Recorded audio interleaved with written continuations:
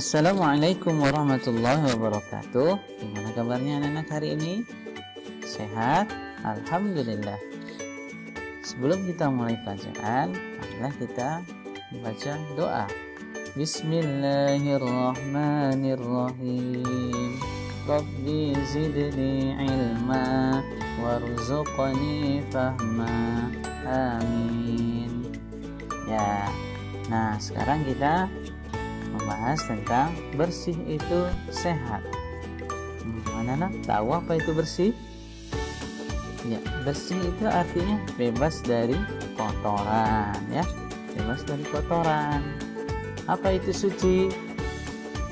Suci artinya bebas dari najis, ya. Jadi kita harus bersih dan suci.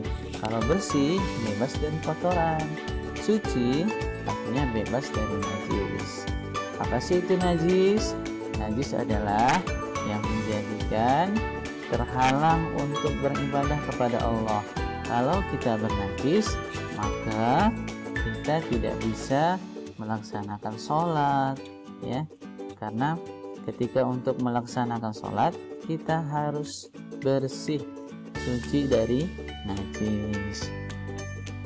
Kemudian, apa sih yang menyebabkan kita bernajis? Yang pertama, bisa terkena jilatan anjing, bisa berdarah, kena kotoran, ya, atau kena air kencing. Nah, itu semua bisa menyebabkan kita najis, terkena najis. Kita harus memastikan diri kita suci dari najis, ya.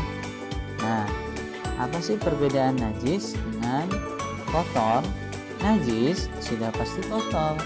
Kotor belum tentu menjadi najis, ya. Nah, bagaimana contohnya?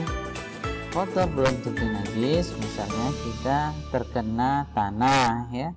Pakaian kita terkena tanah, ya, kotor, tapi tanah kan tidak najis. Terkena tinta itu kotor kalau kena ke pakaian, tapi tidak najis. Cat, permen, es krim, dan lain-lain, ya. Nah, jadi kita harus bersih, ya, bersih dari najis dan hadas. Ada hadas. Apa itu hadas? Hadas terbagi menjadi dua. Yang pertama, hadas kecil. Yang kedua, hadas besar. Apa itu hadas kecil? Hadas kecil adalah buang air, buang angin yang menyebabkan batalnya wudhu. Cara bersuci dari hadas kecil adalah dengan mensucikannya dengan air bersih, lalu berwudhu kembali. Bagaimana dengan hadas besar? Apa sih itu hadas besar? Mimpi basah bagi laki-laki, haid bagi perempuan. Cara mensucikannya dengan mandi wajib atau tayamum jika tidak ada air, ya. Nah, tayamum jika tidak ada air, kita tidak menemukan air, maka kita wajib tayamum saja. Tidak perlu kita berguling-guling di atas pasir. Ini seperti ayam jadinya, ya. Nah, kita harus menjaga kebersihan, ya. Apalagi mau beribadah, kita harus benar-benar bersih.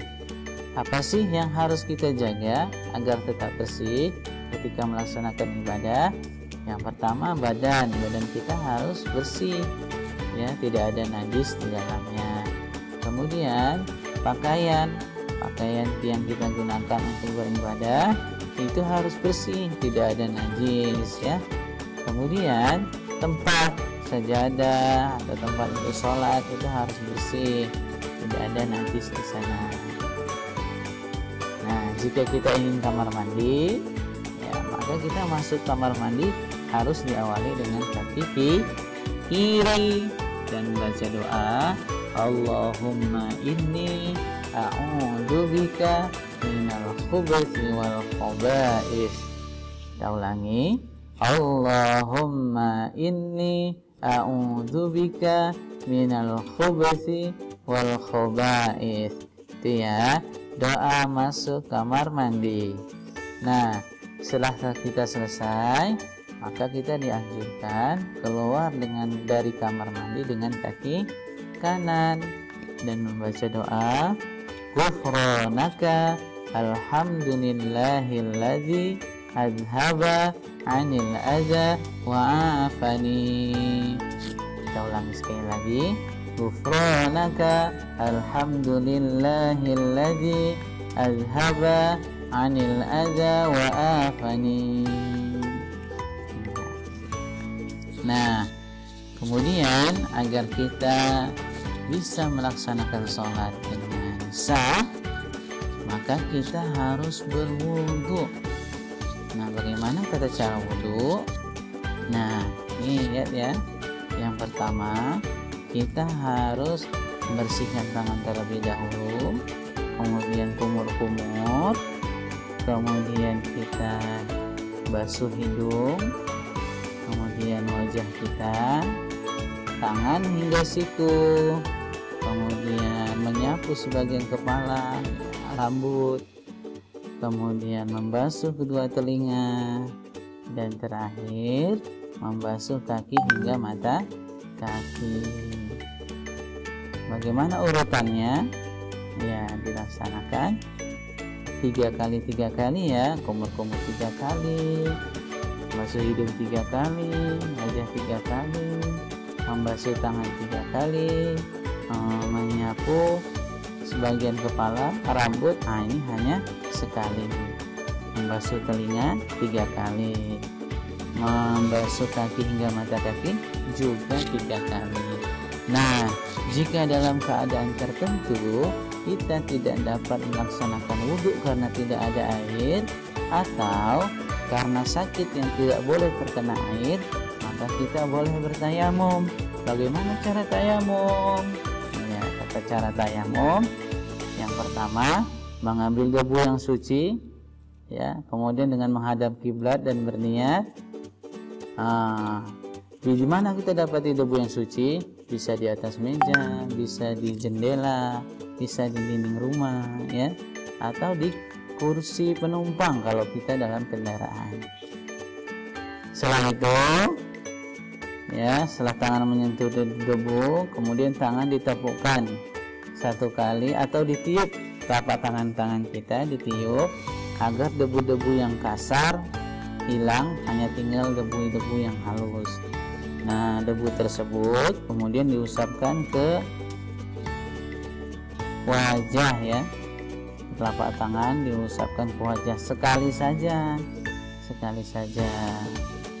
Kemudian dengan debu yang tadi, atau kita ulangi lagi, ambil debu yang baru, ditiup agar debu yang kasarnya hilang, dibasuhkan ke tangan sebelah kanan, memutar, ya, dari bawah mutar ke atas seperti ini, diusap seluruh bagian tangan dengan gerakan memutar, ya, kemudian seluruh bagian pergelangan tangan hingga ujung jari begini. Kemudian usapkan debu pada tangan kiri, jadi tangan tidak perlu mengambil debu lagi, debu yang ada di tangan kiri kemudian diusapkan ke kanan, dan debu yang ada di tangan kanan diusapkan di tangan sebelah kiri. Selesai. Itu ya, kalau kita tidak menemukan air. Nah, sampai di sini dulu pembahasan kita tentang menjaga kebersihan agar sholat kita bisa diterima oleh Allah Subhanahu wa Ta'ala. Terima kasih. Wassalamualaikum warahmatullahi wabarakatuh.